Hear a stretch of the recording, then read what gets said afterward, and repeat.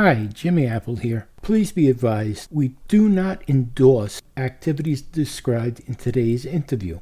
The subject matter may offend some listeners, okay? We just want you to be aware before we start. All right, sit back and let's get going. Welcome to An Apple a Day, a podcast, a resource, a community. Share your experiences and learn from others as we overcome barriers and learn to live a happy, healthy life with a disability.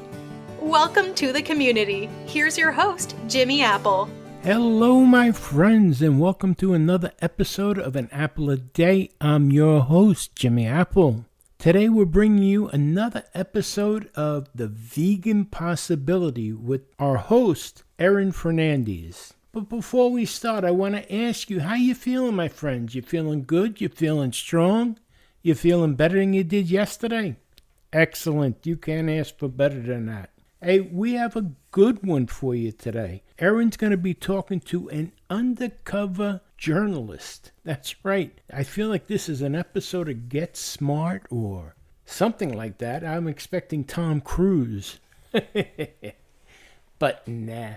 We've got a good one, and this is an unbelievable story that this fella has. But I had to put a disclaimer on the front of the show because there's some different things that this fella does to get his story, and we do not endorse anybody breaking any kind of laws or anything like that. So we don't endorse his tactics, but he's got great stories, and we wanted to share them with you. But before we start, I want to answer an email that I got from Alan Vance in New York City. And he asked if An Apple a Day is still a podcast about disabilities, or is it just about being vegan now? And Alan, it is still a podcast about disability. We added the vegan possibility as a second part of the show. Now, over the last few weeks, we've been more or less concentrating on the vegan part to get it up and running. And I think Erin Fernandez is doing a fantastic job. Now, Erin herself is disabled, has had 2 strokes. She's survived 2 strokes. And a lot of people that she talks to are disabled people that are also vegan. And we're mashing it up, how being a vegan and being disabled is possible. A lot of people don't realize that. But yes, Alan, we're still doing the disability end. And we're going to get back into that more and more now, where we'll be running 2 episodes a week. Now that we've concentrated, we've got the vegan possibility up off the ground. Erin's got a monthly booklet that goes out. You can sign up for that. Or you can just look. She posts it online as well on her Facebook page, that vegan disabled gal. You can find it real easy. Here's the way you can find it. You can go to famousapple.com/that vegan disabled gal. It'll bring you right to her Facebook page. So do that. Go to famousapple.com/that vegan disabled gal and join her page. It's got a lot going on over there. And while you're tripping around the web, make sure to stop by www.famousapple.com. That's the home site for this podcast. And while you're tripping around the web there, make sure you stop by famousapple.com/group.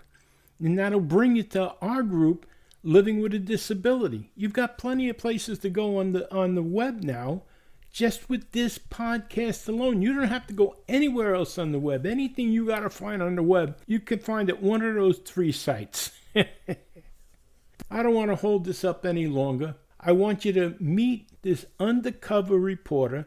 Now, I know for a fact this is not his real name. This I know for a fact. I don't know what his name is because I wasn't told.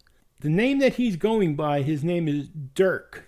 But before we even start that, I do want to remind you, we are not lawyers, doctors, or nutritionalists. Before you make a lifestyle change, please make sure you check with your doctor, especially for people in our community, the disabled. Before you make any kind of change, any kind of lifestyle change, check with your doctor, okay? We're just handing out information here. We're trying to educate people. We're trying to plant an idea in your head, but make sure you check with a professional before you change anything. All right? Sit back, relax, and I'm going to get you over to Erin, and she's going to introduce you to Dirk, and you have to listen to this story. This story is phenomenal. Okay? Sit back, and I'll see you in a minute.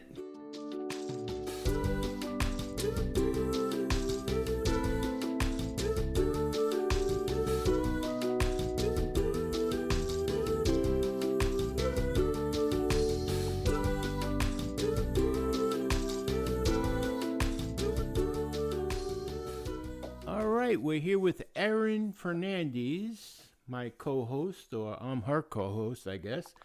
And this is the Vegan Possibility. And we have with us today Dirk. And Erin, how you doing? I'm doing very good, thank you. Wow, that's nice to hear. Oh. Dirk, we have you with us, right? You're there, Dirk? Yeah, I'm here. You doing good today, buddy? I'm doing pretty good. Can't complain. Excellent. Well, Erin, it's your show. You take it away. I will take it away. Okay. Well, thank you so much, Dirk, for being on the show today. If you can just quickly do an introduction of yourself and tell the listeners who you are, what you're going to talk about with us today. Well, I'm an activist and I'm an investigator of different factory farms and also an animal liberator. And I first started out as a vegetarian when I was a teenager in a German-Dutch family, which is very, very different, to say the least, from West Virginia. And then I went from there and I went vegan after I had saw, the way that dairy cows were treated. It really bothered me, especially where they're forcibly impregnated and things like that. And then I went on from there to getting into investigation, mostly private investigation, but for some organizations. And at some point during that, I decided I would take the leap to actually liberating some animals too. Awesome. And how many animals have you liberated? Well, it's in between 24 and 5 dozen. Oh, wow. That's amazing because and you get to visit them or see them or they all at animal sanctuaries and things like that? Yes, and they are spread about across the U.S. So yes, that's awesome. What is the hardest thing or about doing what you do? The hardest thing about doing what I do is the fact that you can't always save animals, and non-human animals or human animals for that matter, being the workers having difficulty too. And sometimes you're faced with drastic decisions. These animals, these babies, need somewhere to go, and you have to find them somewhere to go before you say, I have to save this baby. And often you don't have a place to take them. And I've literally looked into a dairy calf's eyes while the dairy calf is dying, knowing I had nowhere to take her. And it is so challenging, that part of it. And documenting too is very challenging when I know I'm seeing a little baby get trampled and I'm just documenting to show people what really happens, this nightmare they live through. And I'm trying to change people and trying to see the progression, but I'm watching this and it happens everywhere. But when I share the footage, of course, anonymously, I'm often attacked by vegans even saying I should have done the right thing by saving that baby, and I have nowhere to go with that baby. Yeah. Nowhere. It's happening whether or not you're documenting it. I know that sounds harsh, but it's happening all over the world, everywhere. Whether you're just showing it, so people can see what's happening. So I imagine that's really hard for you. I'd say what you mentioned briefly about the workers, the injustice, the human rights issue of that. What can you describe? I'm sorry, I'm going to backtrack. Can you describe what you've seen, what the living conditions are for the animals and then for the humans as well, the workers? Well, if we go for both, with the animals, often if you go into like a breeding facility, it's indescribably horrible. And the farrowing sows, for example, in pig factories, they have nowhere to move, and they're forcibly impregnated. And sometimes they'll have babies, and they'll just not know that they've already had the babies. The babies will get trampled. They're still in their farrowing cages, which are about 6 feet long by maybe 2.5 feet wide, and that's their existence while they're being impregnated. Then they get changed to the gestation cages, and the babies that are being raised for, say, pig flesh are actually going to growing facilities where the air is so thick with fecal matter and dust just flying around, even with the fans, that I have to wear a respirator to go in there. Oh, gosh. So wearing a mask doesn't bother me at all. Yeah, But yeah. After doing work like that, there's just wearing a mask is nothing. I had to wear a respirator to go into these places. Now, the workers, they don't wear respirators. Oh, And a lot of times, things that they are supposed to do in these hazardous conditions that OSHA would find, deplorable, they do not do. Sometimes they will even take off their clothes and things like that because it gets so hot during the day oh, wow. in these factory farms. And I've been to factory farms in the Midwest where the workers would have like a shed that was maybe, 14 by 14, and there would be 5 workers living in such small quarters. And then there would be maybe 6 sheds, and they would have one car where they would take the workers to the factory farm, or factory farms, and they have a few units there, and then bring them back. And a lot of the migrant workers, and some of them may be undocumented, a lot of them will work 80 hours a week. And that's where the IRS actually cares. And when you get the governmental institutions to care is when they have untaxed income. Yeah. And but they are. It seems like they're always sick because they're always breathing that in. When I take a respirator, I'm taking it because I've gone into pig farms or large dairies, and I've coughed for weeks and weeks and weeks. And had allergy problems. Anything you can think of, my eyes would water and everything. And these workers have that all the time. They have the smell of the place that smells like death and fecal matter. And I'm sure they're sick all the time. And the best thing to do to report on places like that is to find their check stubs. But you have to prove that it's the exact worker. You have to prove so much. It's like, innocent until proven guilty. But they're doing so much that they're guilty of. And it's so hard to get people to get authorities to take us seriously, especially since it's illegal for us to even be there taping it. How can, as an activist, as a vegan, as a person with a heart, how can we fight this? It feels like our hands are tied in so many ways. Like, what can the average person do that's not going to go put on our black clothes and go into a factory farm? How can the average person help? I think the average person can help but one, it sounds like a very futile thing to suggest, but one is when you have representatives that you elect to the government that support these practices and don't want to do anything about it. I mean, you'd be surprised the representatives at municipal, state, and federal levels that get a lot of campaign contributions from these countries. From these companies. Sorry. Yeah. Yeah. And one of them is the biggest one that has gotten campaign contributions is Representative David Scott out of Georgia. Okay. And I think by his constituents writing him and saying, we don't support this practice, vegan, non-vegan, whatever, and we don't like the fact that you're getting more campaign contributions from the animal agriculture industry than anybody else. And you were one of the people that supported the Animal Enterprise Terrorism Act in 2006, which basically made it illegal for even workers to report on conditions. And that is mind-boggling. I'm sorry to interrupt you. That's just mind-boggling. Like how then there's no foresight. There's no policing of it at all. Excuse me, can I just jump in here for a second? Oh yeah, yeah. What law in 2006 made it illegal for employees to report on abuses? Well, at first they had one in 1992. It was called the Animal Enterprise Protection Act, which was the one that actually made it illegal for basically workers to come in and third party, basically to come in what they would call economic espionage, right? But they couldn't report to the government on certain things, certain practices.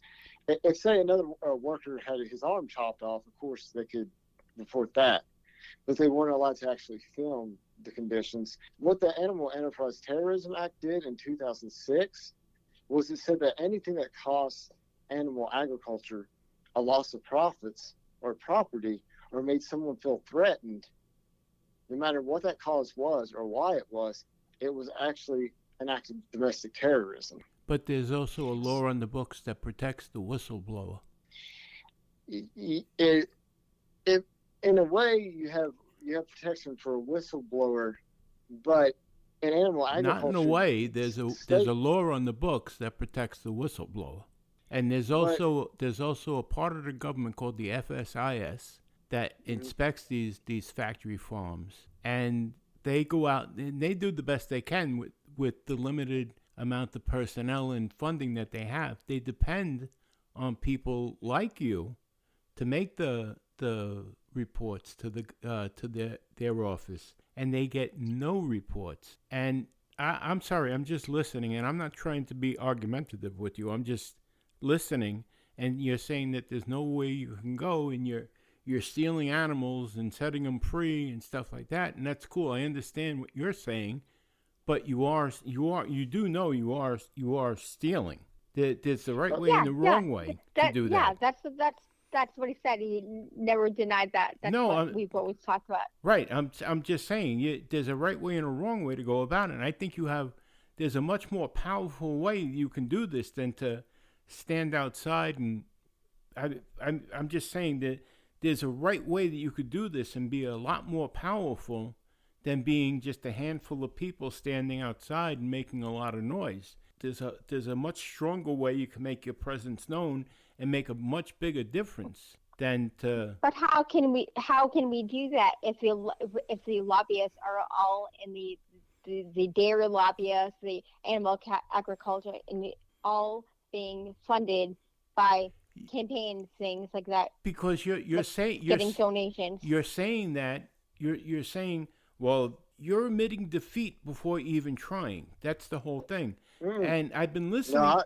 I've been listening to this. I'm sorry, I don't mean to step on you, but I've been listening to this for the last few weeks, and it's like before you even say you've done anything, you're just saying the lobbyists did this, did that. No, but he has done it. He has done what? it. Yes, he has seen it, so he has. What? I've reported. Okay, I've taken footage and I've reported it. I have to do it honestly, Jimmy. First of all, Dirk, believe me, I'm not attacking you. I'm just, I'm on your side at the moment. I'm just saying that I know it doesn't sound like it right at the moment, but I'm just saying that you can say like you're saying, oh, I took footage, and I tried, and I'm not just saying. And when I'm saying you, I'm not meaning you in particular. I'm just talking in general. But you can take footage and give it to, and I'm not meaning this guy, but Erin brought him up a lot, Earthling Ed. You can give it to him to put out to other vegans, or you can give it to mainstream media, or you can give it to the government themselves. But they do that. They do that. Yeah, but you give it to them, and someone turns you away and says, "Yeah, okay, goodbye, kid, get away from me." They said it's staged. They tell, if you don't mind, Dirk, tell them about the situation with the little baby pigs. Well, there was one factory farm that was a pig farm in I'll just say the Midwest. Mm-hmm. They were reported to the state, and they also were reported to federal agencies too, for animal cruelty laws, for environmental laws. There was a bunch, and it ended up they as a ruling, they didn't take it to court because they said the footage that we used was staged. Okay. It was not staged. Okay. I turned it over to PETA to use it because PETA has lawyers. Okay. And they have a law team and they have PIs that can do more work than I can do. Okay. But what happened was that they had basically said our footage was staged, that we had put these pigs in their own urine and feces. We had basically set up the whole scene, almost like we had a green screen to do this special effects with or something, like our own studio. Yeah. And it really comes down to the fact that they were a source of Smithfield for pig flesh, and Smithfield has a lot of people that they give campaign contributions to. And I mean, it's mind-boggling to me, because I want to do it the right way. I do. No, I have no problem. I hear you. Oh, go ahead. But the only thing is, and this is just my opinion, I think the first mistake you made was getting Peter involved. Peter has such a bad reputation with everybody, I guess, except the vegans. But Peter has such a bad reputation. That's like saying you want to bring social justice, so you went to the Klan. I mean, well, I think it's like he said he even got Peter involved. No, I understand. Even got, Well, he said he went to Peter because they have attorneys. But you know what? If you make enough noise and you bring it to one guy, and the one guy you don't get anywhere with him, you go to the next, and you go to the next, and you go to the next, and you just keep on plugging away that way, and send it to whoever. It's like someone that's trying to get a record contract. You don't just give it to one producer. You give it to 1,000 producers. I think the point is that they dismissed it. They said it was staged, and that even they went back again, and they saw the same things, and same exact thing when they personally themselves went back, and they did nothing about it. Nothing. It was just, that's it, because it was a Smithfield farm. Well, it's kind of mind-boggling. And also, I have. Jimmy, there was one case, and I'll go ahead and state it was Kentucky, because this specific law is Kentucky law. Mm-hmm. You are not allowed to feed pigs that die in a farm back to other pigs. It's illegal in Kentucky. Okay, mm-hmm. I documented the fact that they were grinding up pigs, and the Humane Society documented this in 2014 and reported them to any government agency they could. I even reported to the EPA that they were dumping their pig lagoon into a river adjacent to the factory farm. All they ended up getting was a fine for the dumping. The feeding pigs back to other pigs, that's a felony law in Kentucky. Right. There should be a felony law everywhere. That's where it should have shut them down, but it didn't. And the fact that I documented it happening, I showed the buckets where they keep them, I showed where they grind them up and everything. And, their whole argument is, this is the pig farmer argument, the factory farmer argument, is that it gives the calcium back to the other pigs. The problem is a lot of the pigs, they're in these horrible conditions, and they're dying of like equine diarrheal disease. Right. And it's so contagious. I don't know how they're not killing off all the pigs. And I'm literally taking these babies out of dead piles that they're just throwing in piles because they know they're going to die from this disease. And I'm documenting. I am sending videos to people in governmental agencies, but me as an independent, I can't be a whistleblower because of the AETA. It really made it to where I can't cause them to lose profits, or I can be on trial from anywhere from 1 year to 20 years. Yeah. And it's a risk just being there. Talk a little about DXE a little bit. How, like, I know Wayne, like, he is now going through some major legal issues. Yeah, and it's really like because a lot of times DXE, they do like open rescues and things like that, where they actually show them going into factory farms and actually taking animals out. Yeah. And they're very open about what they do as direct action everywhere. And I'm not so much. So it's like they will admit to doing things to bring it up, to basically show, look, they're going against these animal abuse statutes that are in the state, and try to bring it to court and fight it legally. They are trying to do it the legal route. Yeah, but if they're going into a factory farm and quote unquote rescuing animals, technically they're stealing, because technically animals are property. So they're going into these farms. Technically, I mean, that's the law of the land right now. So technically, they're going in and they're stealing. That's like me coming to your house and saying, I'm going to liberate your motorcycle. Well, You know what again, too, on the flip side is like I know that for me, if someone told me that, if someone had told me like purposely, my dog Toby, Right. and there was no legal repercussion, I would be like, obviously there's no legal repercussion because he's not considered a sentient being. He's not considered like a human being, but to him, to me he is. Right. To almost everyone, they are, animals are, so what's the difference between the farm animals that we raise to torture and eat, and the difference between our pets that we have? But I understand that. But technically, like I said, you're saying this fella is in all kinds of legal problems. Well, right off the bat, if he wanted to go in, if that was the case, that he wanted to go and rescue these animals,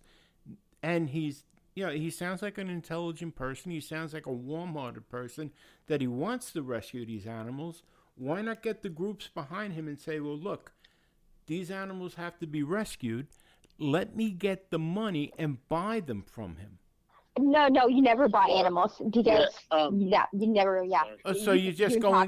So then you just go and steal them from the people that bought them. No, you never. Okay. That makes no, Erin. That makes no sense. If you're gonna fight within the law, until you can change the law, you have to fight within Jimmy, the law. You never buy the animals because then that in turn gives them more money, and they're just gonna buy more animals and kill them and torture them. So you'll just steal. Law is changed. So you'll just steal. That makes no sense. No, that's not what we're saying. You're liberating them. They're going to be stealing. tortured and mutilated and just thrown out like trash anyway. Because do you know how many baby pigs are just some to bash over the head? Millions, a year. But their animals are nothing to them but profit. So I don't. You're never going to change. You're never going to change. You're never going to change the law by breaking what's there now. You have to play by the rules to change the rules. That's the sad part. But the rules are so slighted. But you can't. You talk, Dirk. I'm sorry. So, Dirk, this is your time to talk. So you're the one. You're the. Except Jimmy and I arguing. So. I'm trying to get in there, but I don't. I'm sorry. I don't mean to cut you out.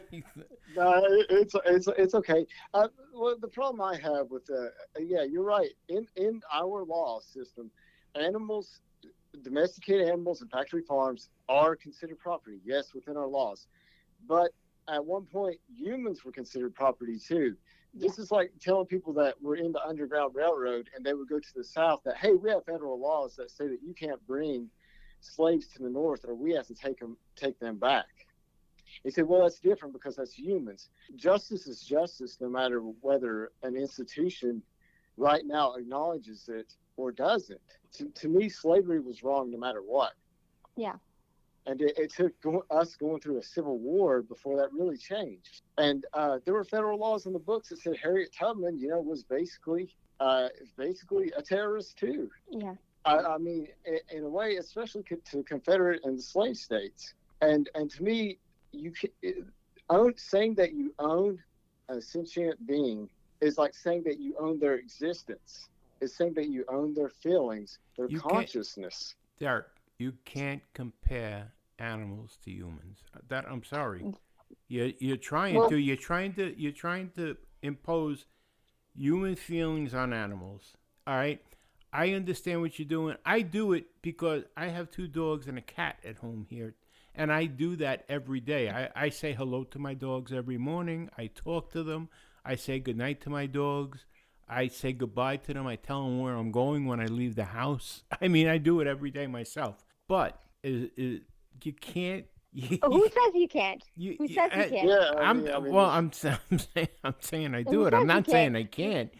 But who says you can? That is there like there's no there's scientific proof that these are sentient beings. They have thoughts.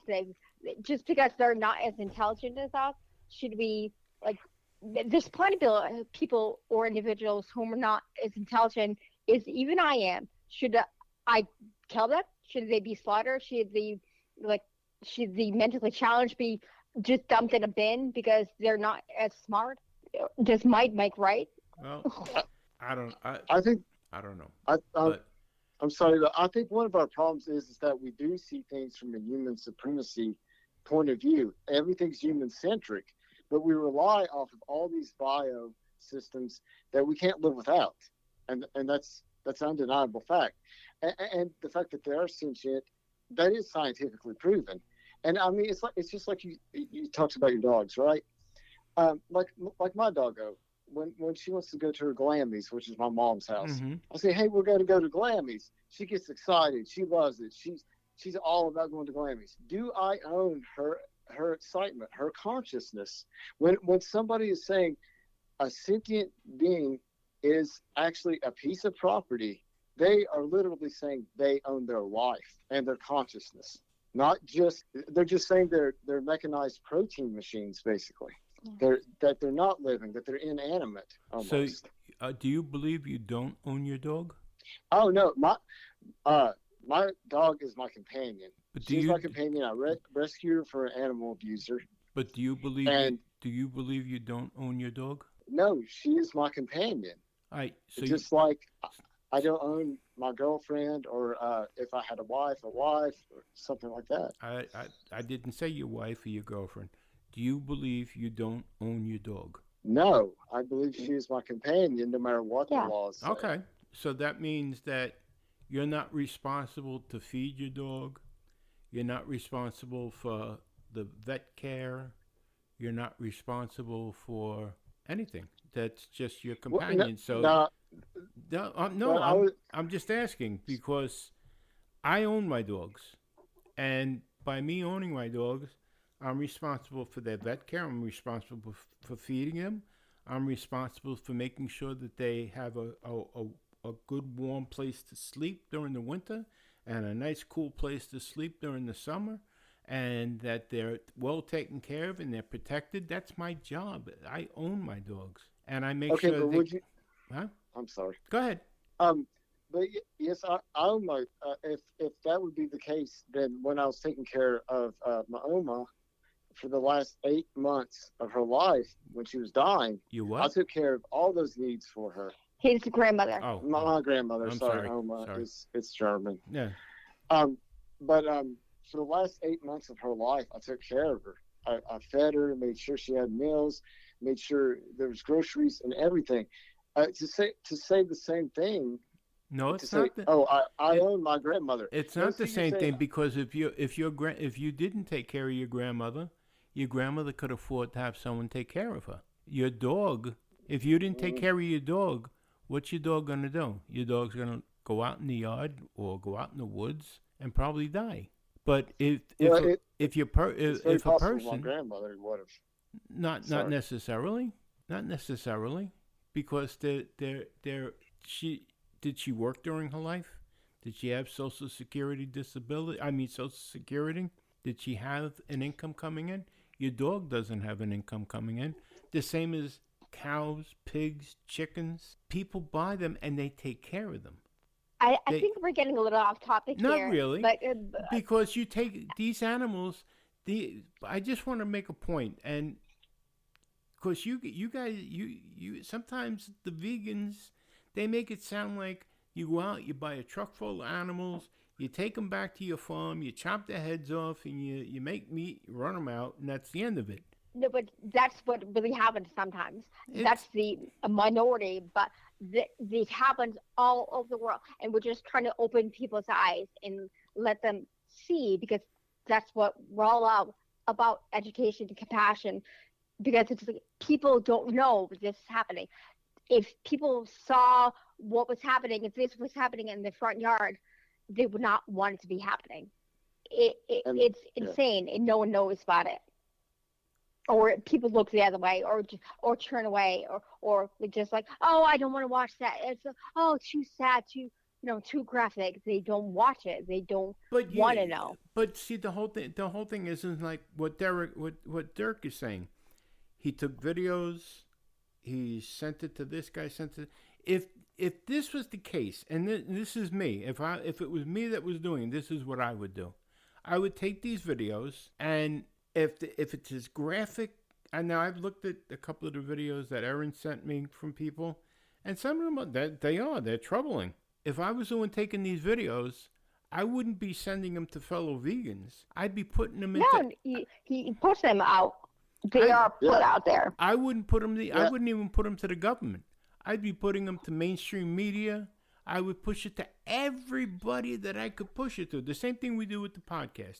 We push this out to everyone we can push it to. He does do that, but no one cares. The mainstream media will not pick up any of the graphic images that I put out. Any of them. Oh. They won't do it. I've really tried. I've even tried with like network news and all that stuff. Go to cable news. I'm not saying that you didn't try, Dirk. Believe me. And again, I'm not pointing this at you directly. I'm saying, when I say you, I'm talking in a general sense. I'm just saying, because there's a lot of people doing what you're doing, and it just seems like everyone has the same fallback. Well, I sent it, and nobody does anything about it, and then it's like because of the ad gag laws and things like that. Yeah, there's a lot of states that can't show it. Well, yeah. Then I'd be making a venue to show it, or you've got YouTube, you've got. We've done that. Yeah, but then it's like that like black box. It gets like a what's the word? Sensitive content.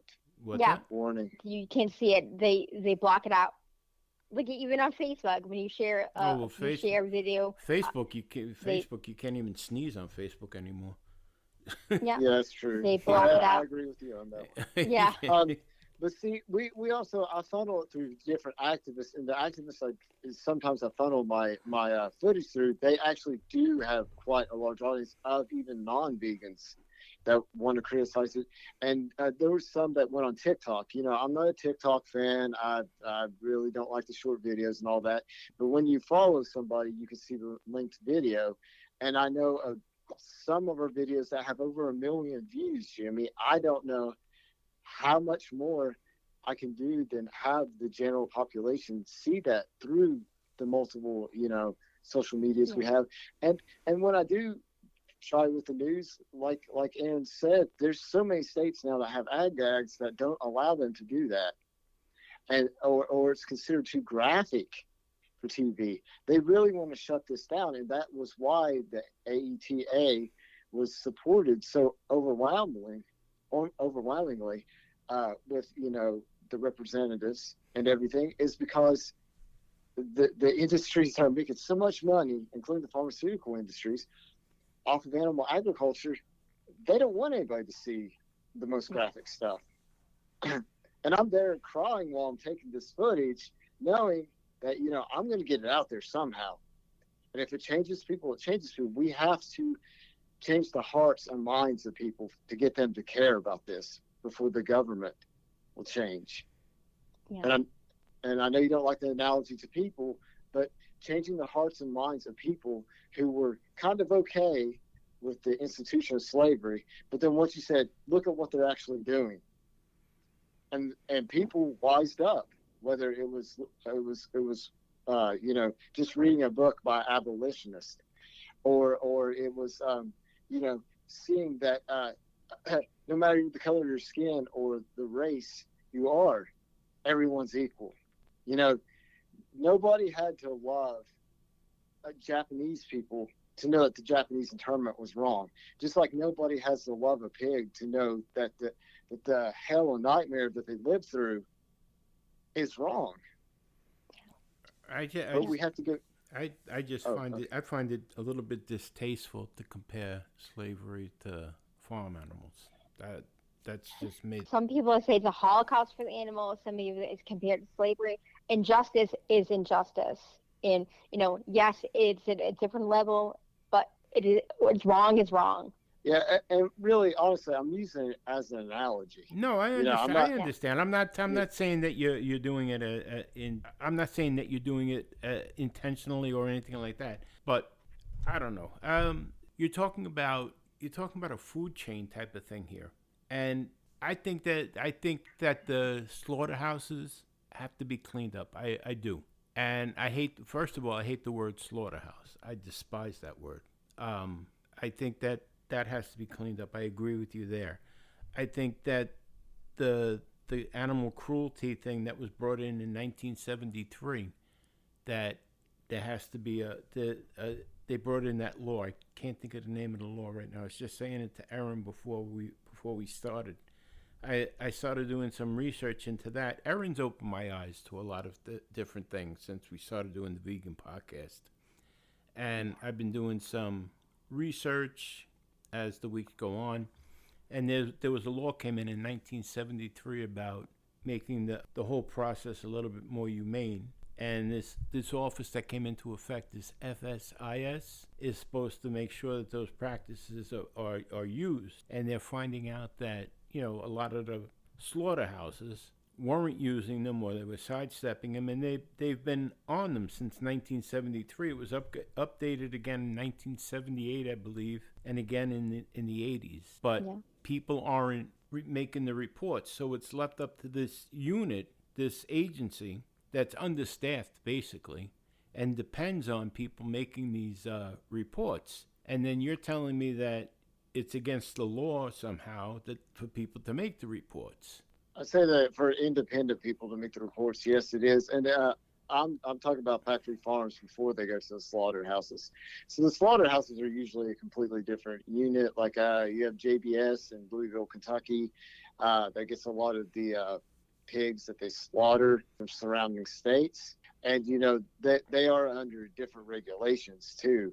And they do have inspectors there. The factory farms, on the other hand, that's living through a nightmare before they get slaughtered. I mean, it's uncomparable to anything I saw in my life. And, I really, considering the conditions they're in and the fact that by me filming it, they think that means that they're going to lose profit. And that makes me an economic disturbance, which makes me a domestic terrorist in some people's minds.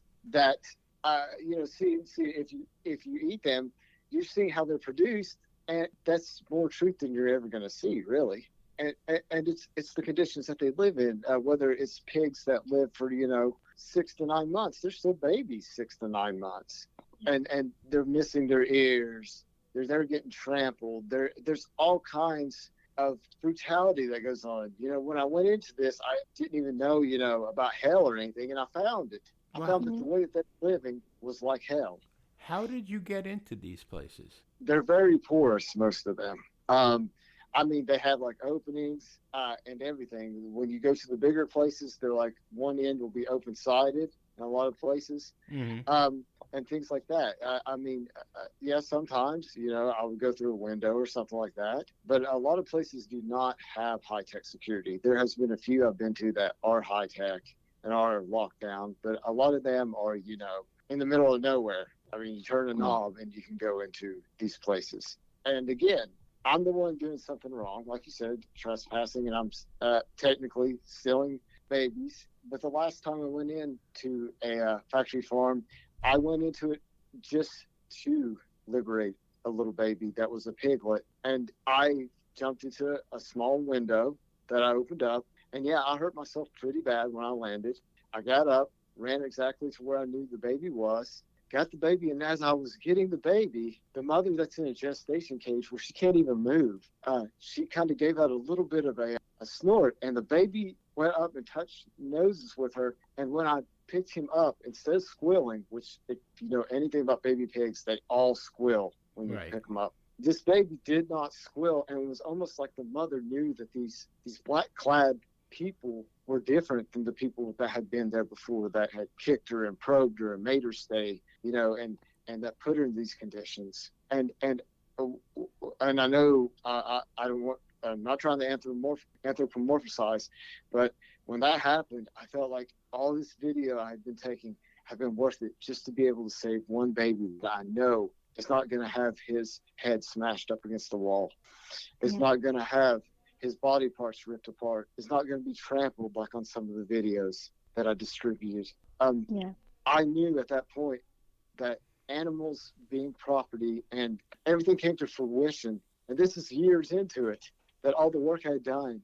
And this wasn't my first liberation, but there's something about it. I just felt like the mother knew. I felt like the baby knew, and I felt like I was there with a useless arm, but I was still getting that baby out. And it's beautiful to see that he's gotten to grow and be.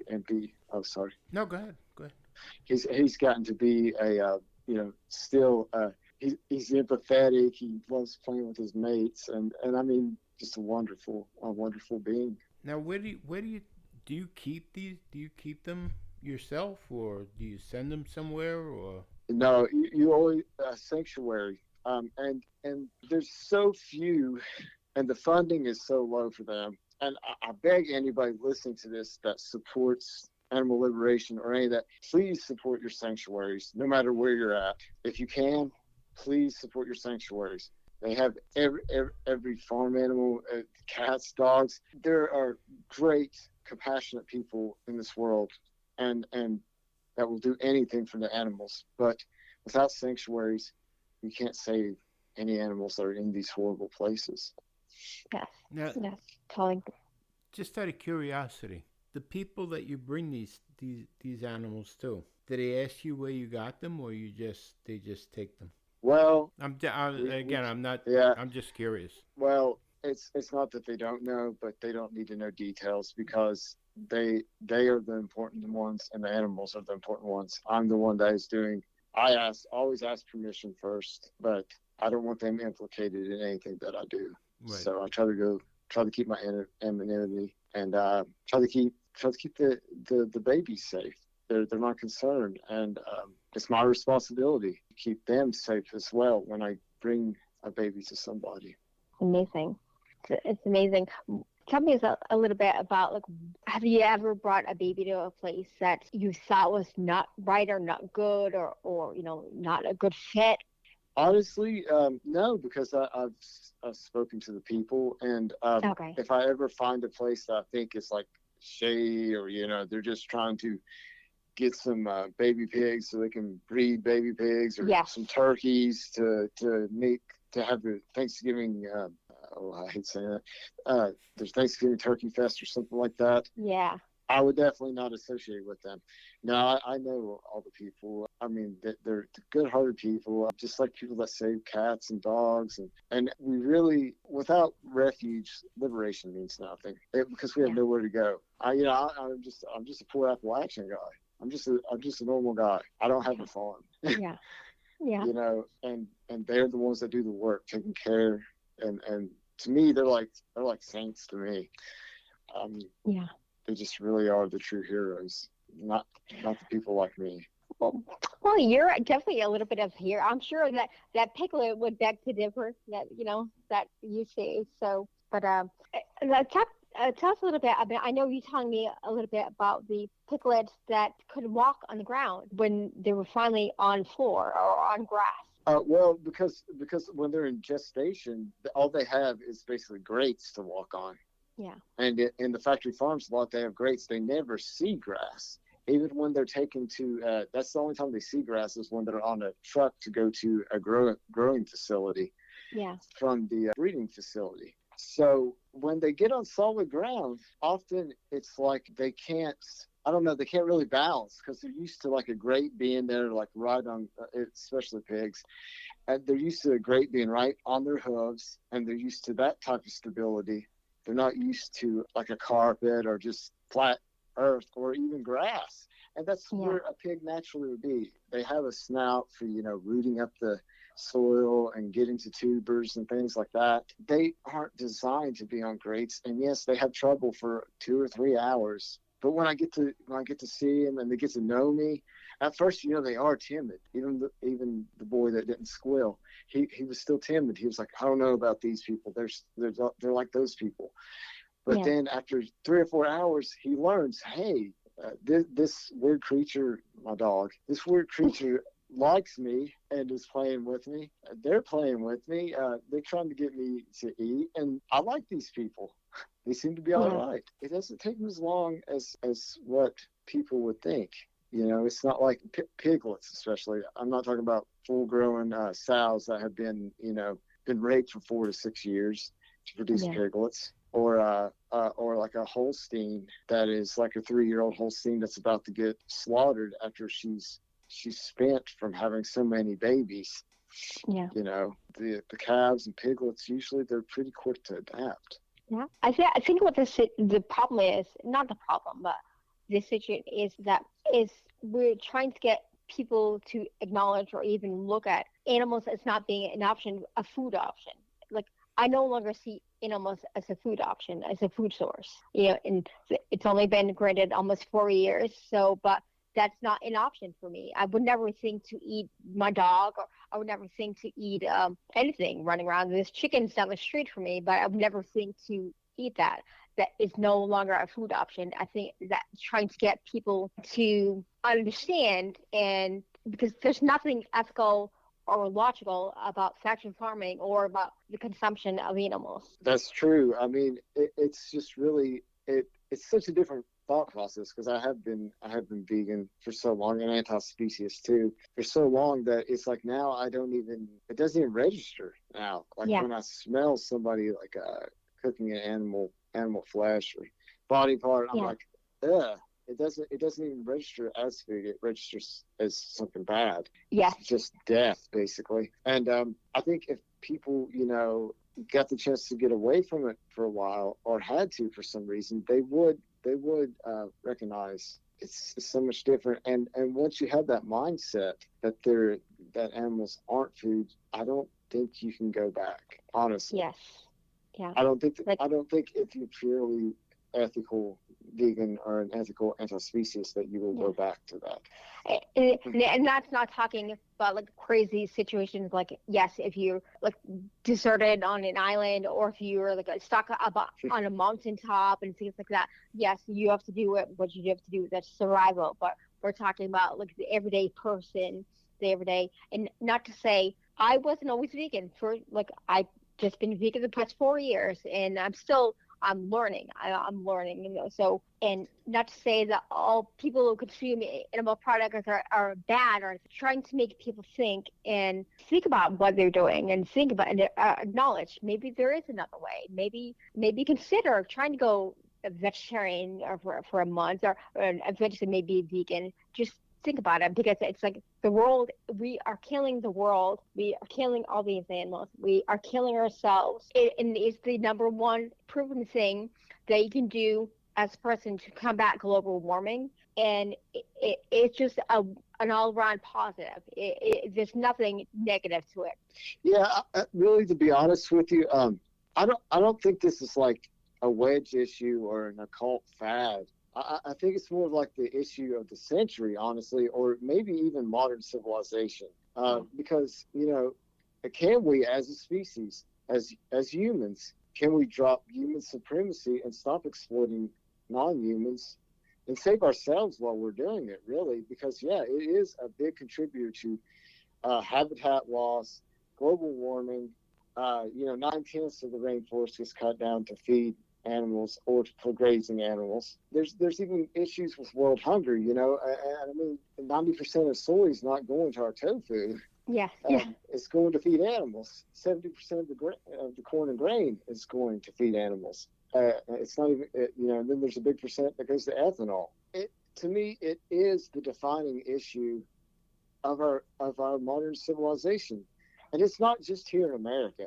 I pointed at American politicians and politics, but it's in places like India, where they consider cows to be sacred, but yet the cow after the cow is supposedly spent and can't have babies anymore, and they can't take the milk that's meant for the baby, they send the cow to places where there's other religions like Islam that will slaughter the cow, and that's why they're the number one producer of leather is India, out of all places. So it's really human supremacy that even goes beyond personal beliefs and sacred oaths. Like they consider cows to be sacred, but they'll even then the profit of leather and meat in other or flesh in other regions is still such a demand that its profit comes before the morals.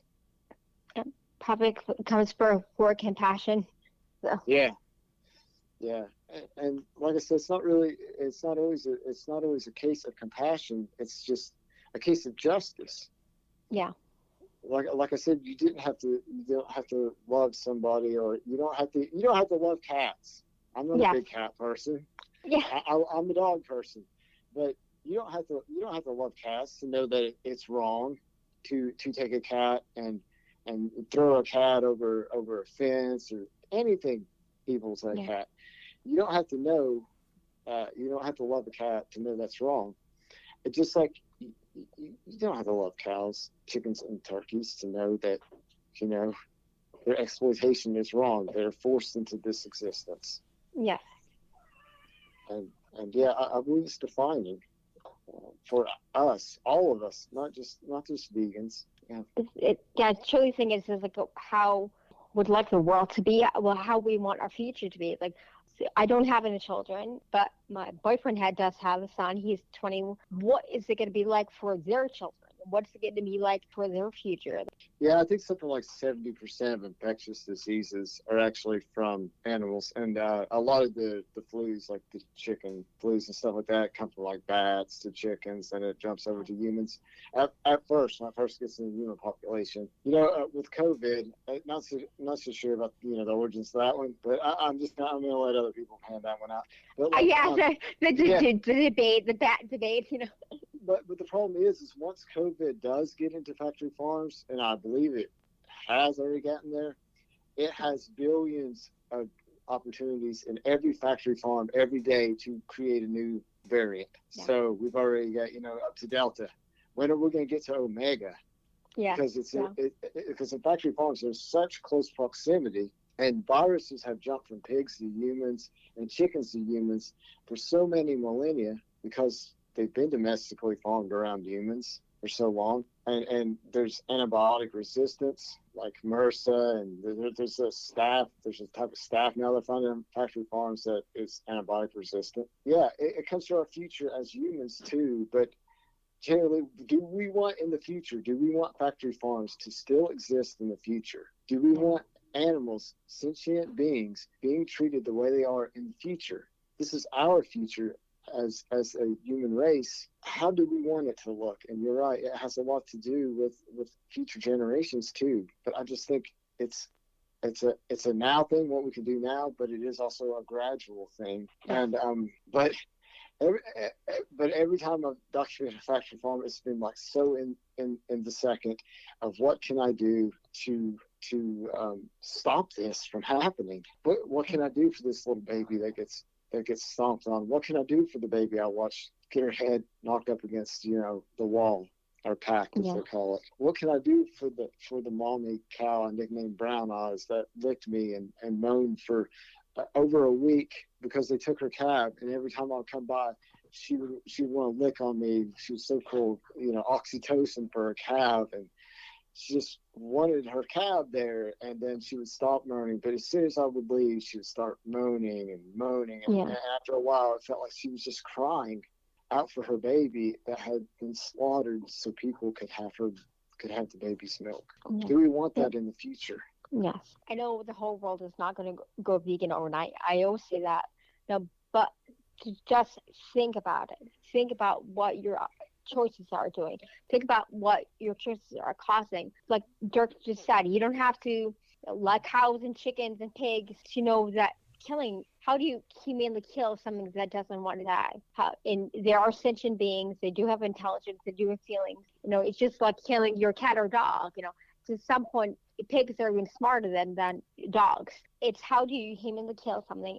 Is it necessary? It's no longer necessary to do these things. So yes, back in the day, like 200 years ago, it was necessary because you had to eat, you had to drink, but now it's no longer necessary. But there's so many vegan alternatives. And I just don't know or understand why. Maybe the listeners want to chime in, maybe write me, but why do people get so upset when people talk about veganism, when people talk about an alternate choice? Like what is it so offensive?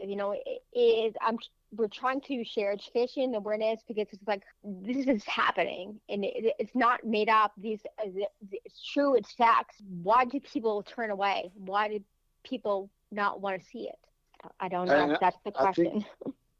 I think that's mainly because it strikes a chord, and it's kind of good in a way that strikes a chord, because with the people that it does change, they will go with their moral compass. If their moral compass reaches that far out, they will say, yes, we're going to change our lifestyle, or at least try.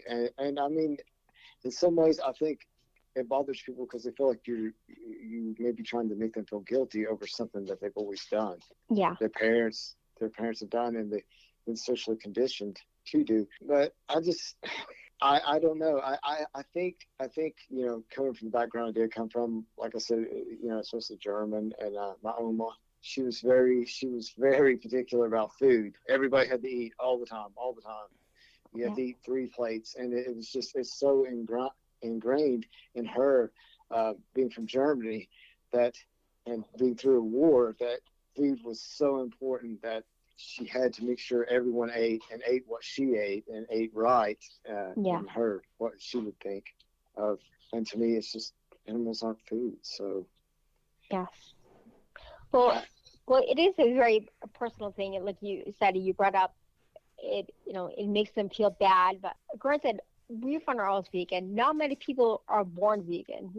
We're gonna have on the show a future guest, a girl who actually was born and raised vegan, but not many people are. So I don't understand if it's helping the world, helping your health, helping, like, you don't hear many people, a couple of maybe YouTube bloggers, oh, I went vegan, it ruined my body. But most people have positive things to say about it. It cured my ailments, cured my inflammation, it cured this, it cured that. And maybe it is not for everyone, but I just think perhaps it's a positive thing, So I just don't understand why it's such backlash. Yeah, and for me, it actually did help my migraines. I was a chronic migraineur. I had 4 migraines a week, and now I maybe have 1 migraine every 4 to 5 months. Okay. So the animal products were some of the triggers, definitely. Yeah. And I think to it, and a lot of them were fowl products. And now that I've been to egg farms, I see that they live on basically in the space of a sheet of paper their whole life while they're laying eggs. And I've been to supposed free range places where they have a pecking order that's thousands of chickens rather than just their usual dozen to 2 dozen chickens. And I see chickens, having necrosis on their head and having their eyes pecked out from being constantly pecked. I'm glad in a way that's a migraine trigger. Yeah. because I don't consider it to be a karma thing, but at the same time, it's like, if I take in this suffering, I actually suffer too. So it's kind of like it's kind of like biofeedback almost. So it's just really, it really strikes a chord with me on that, more so than health or anything. Yeah. That I saw the suffering, and I've suffered with the migraines, which is nothing compared to what they suffer through. But there's so many different things. Like, if we're accidentally born as anything on this earth, or we're created as anything on this earth, whether it be a rock, a plant, an animal, or whatever, we're still like 1 trillion times more likely to be one of the chickens that are killed by humans than born a human. Yeah. So I think of things like that too. Jimmy, do you have anything to add? No, I'm just listening in here. Just listening. I'm just listening, taking notes. Just taking notes. So. I do want to ask just one thing, and I'm working on a project, Dirk, and I just want to ask one thing. This has nothing to do personal or otherwise. It's just for research purposes. What is your opinion on? What would you say your outlook is? Are you pro-choice or pro-life? Well, I guess I'm pro-choice only because I believe No, that you a don't have to. woman's body. You don't have to explain. I'm just curious. Okay. I'm doing a thing. I'm putting together a little project, and I'm just trying to get some information. And I'm not even, I'm not even putting names to the thing. I'm just taking account on pro-choice or pro-life. That's all. But I appreciate your response. Okay. Yeah, why are you And you already laughing? know Why are you I'm laughing? Erin? pro-choice. I So know. Please, you told me 10 times already. I said I'm pro-choice, and I am not for late-term abortions. However, with that being said, however, I do have a friend of mine. She had to carry the baby almost to full term, and it was basically I believe it died in the womb, Right. but so she basically had to deliver her unborn baby. A So stillbirth. which was if she had an abortion, she could have had an abortion sooner, but she just couldn't do it. She just didn't want, couldn't emotionally. So was it worse for her to have to carry the baby to full term and deliver a dead baby than to have an abortion? So in certain situations like that, I think it's not so black and white. But I definitely would say I'm pro-choice. I'm not pro-killing babies, but I'm definitely pro-choice. And I think it's because you already have a living sentient being, and you're murdering these babies, torturing them, and which we already know is classified as a living sentient being. And it's all the matter of when you think a baby, is born at birth or not birth, At at the conception period. Have you ever seen a video of an abortion? I know you. I don't think I have. I don't imagine it's anything pleasant, but I've seen plenty of videos of animals being tortured and mutilated and slaughtered. So I don't imagine it's the same as that. I will send you a video of an abortion. I will. Yeah. And well, I'll send you a video of a dirty, not dirty, but like a real graphic video of an animal, what's really happened. I've not shared anything with you of what really goes on. Oh no, because that's I don't want to share stuff like that. No, I'll send you a video of I'll send you. Put it this way, I'll send you a muted video of an abortion. Muted. They're terrible, and it's to each his own. I'm not telling anyone what they should or shouldn't do or what they. I'm just trying to get a feel. That's all. But it's kind of like comparing apples to oranges. No, it isn't. It's an animal is already considered a sentient being, and we don't know when life is. This the big debate of when life it happens. When life it's at the conception. Is it when the baby is born? Is it after 3 months, or is it when the baby has eyeballs? Like, there's a big debate. Even scientists debate over this. Killing is killing. It's no matter what. Yes, but yeah, you kill millions of animals, not you personally, but every day for a sandwich. Killing is killing. That I know. But if there's 200 million animals, land animals being killed every day that are full-grown, filling animals, and I really doubt the abortion numbers are that high. But I agree with Erin about the abortion. There's millions of babies killed every year. Why do you still continue to eat meat and dairy products? Killing is killing. Killing is killing. I'm not. Yeah, but then why do you continue to still consume meat and dairy products? First of all, killing is killing. I am not killing anybody. First of all, no, but you're paying someone else to do it. No, not. See, you don't know 100% what's going on with me. But all I'm saying is killing, and I'm not telling anyone kill anything or not kill anything. All I'm saying is, vegans are out there yelling about don't kill, don't kill, don't kill. And yet, but no, we're not really saying that. Yes, you are. You can't say you're not. No, we're not really saying kill, don't kill. We're saying don't kill necessarily to these sentient beings. It's the process. We're not. You're not having know, baby farms. You don't know if the baby. Babies. You don't know if the baby that you killed is going to grow up to be the next world leader, the person that's going to cure cancer. You don't know that, and People, you know what kills me about abortion, and I don't mean to get into this, and I'm not gonna prolong this, but if someone got raped and they had to have an abortion, I agree 2,000%.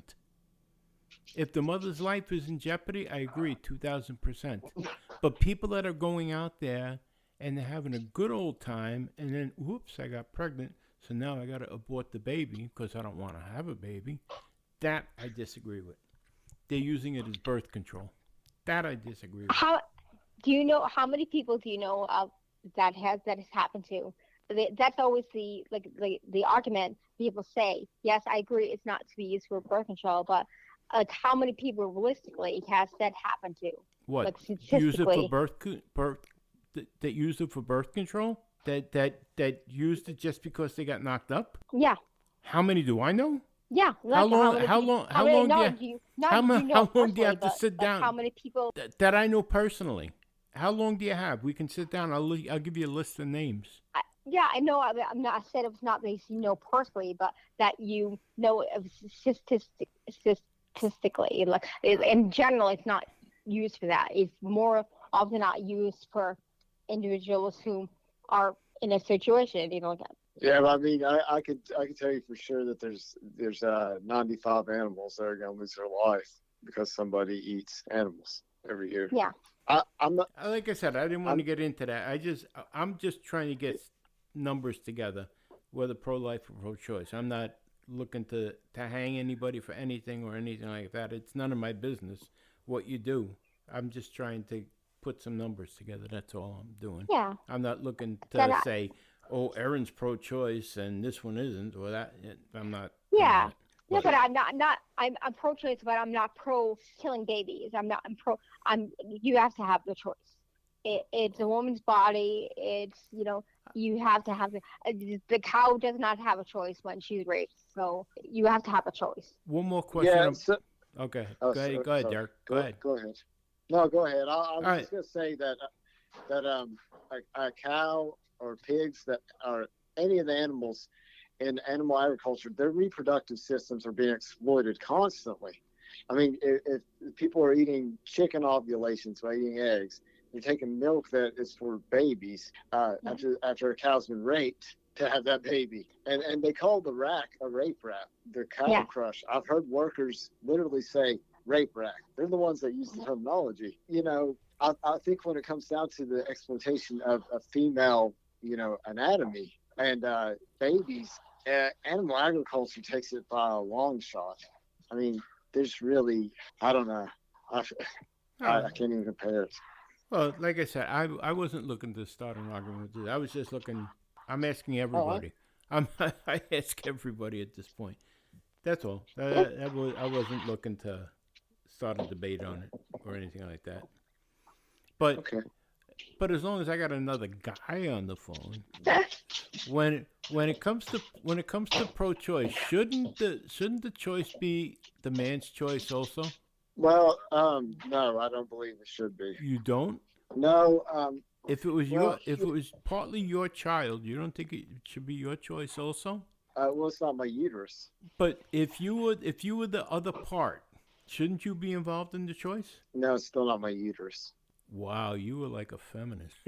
I mean, not. Well, I guess, yeah. I mean, I just. I'm only kidding with around you. a lot of women, and I'm only kidding with you, Dirk. I'm only kidding with you. I mean, it's fine. You can call me a feminist. I'm fine with that. I'm only kidding with you. But I'm also a feminist for the cows that are being raped, the pigs that are being raped. I'm a feminist for the chickens, for the turkeys. I'm a feminist for all species, not just for the human females. Yeah. Okay. Well, it's been lovely. I think we got another good one. I think we do. Dirk, thank you so much for being on with us today. Yeah, thank you for having me. It's been a real pleasure, and I hope I didn't offend you. No offense taken. If you weren't a great journalist like you are, you wouldn't ask the tough questions. And you asked the tough questions, and I appreciate it. And you gave great answers. I have to say that you've been a pleasure, and I'd love to have you back on again in the future. I would love to be back on. Yeah, I definitely love to have you back on. I'm sure Erin would. Right now, Yeah, Erin wants to reach. He has a wealth of knowledge. He's great. Erin, Dirk is wonderful. Erin would like to reach through the microphone right now and smack me because of some of the things No, I know it's only. I know it's it's all done in respect, and it wouldn't be a good podcast if we didn't have disagreements, Well, so you know what you know where I stand, I know where you stand. So well, you know what it is. I'm the devil's advocate to Erin when it comes to this. We may sound like we're arguing, but we don't. It's yeah. We are. You have to have counterpoint to have a good discussion. That's one thing that I think our country now is lacking. People are just like in their own bubbles, and they don't have good discussions. Right. And or they say you're wrong, or I don't agree with you, and they don't talk to the person again. Right. Exactly. They don't just ignore you. Like it's exactly. Yeah. I agree 100% with that. And so you gotta talk. We actually do get along off the podcast. Yeah, we do. But no, I really appreciate it, and you've been a good sport. So, but I would really like to have you back on again, because there's so much more I'd like to ask when Erin's not around to yell. Was that scare? Did it scare you, Jamie? Yes, you did. That's why I shut up and stood in the corner. But I'd love to be back on again. You have a wealth of information that I'd love to pick your brain on more. If we have more time today, I'd love to pick your brain more. But that's been good to me too. I appreciate it. All right, buddy. Well, thank you, Dirk. And thank you, guys. And we'll talk to you again. Okay. All right, buddy. Awesome. Take care. Have a great one. You too. Have a great day. All right, bud. Thank you. Bye-bye.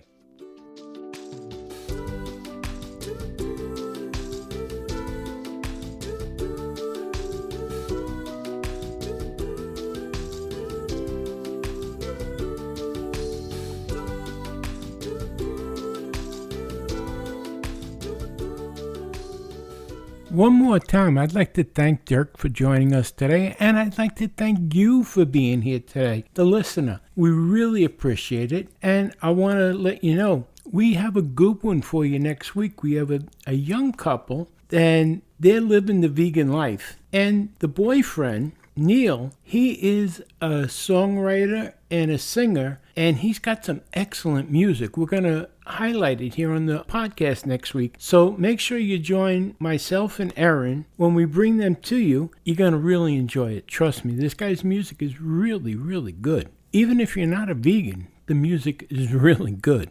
I want to remind you of one more thing. No matter what, things can always be worse. No matter what. Right now, there's somebody somewhere wishing that they were in your position. So no matter what, things can always be worse. Hey, listen, you've been listening to an Apple a Day, the Vegan Possibility episode, and we'll be with you again next week. My name is Jimmy Apple. You were listening to Erin Fernandez there, so join us again. Have a great one, my friends. Thanks for listening to An Apple a Day with Jimmy Apple, your gateway to a happy, healthy life. Join our community at www.famousapple.com. See you next time.